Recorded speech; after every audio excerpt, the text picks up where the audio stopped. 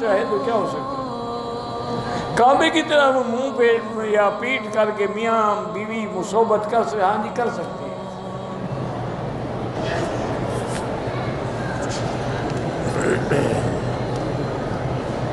ان لوگوں کو یہ بڑا خیال ہوتا ہے کہ کعبے کی طرف پشت نہ ہو، کعبے کی طرف پاؤں نہ ہو، نماز نہیں پڑھیں گے اس کا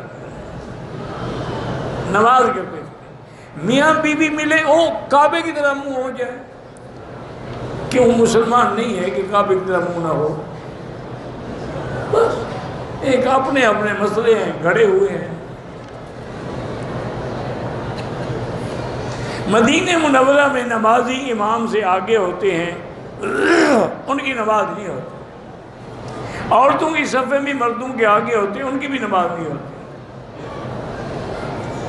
حالانکہ مدینہ پاک میں ان نے امام کی حد کے مطابق باقاعدہ پٹیاں لگائی ہوئی ہیں، لکھا ہوا ہے، بورڈ لگا ہوا ہے کہ یہاں تک امام کی حد ہے، اس سے آگے نہ بڑھے۔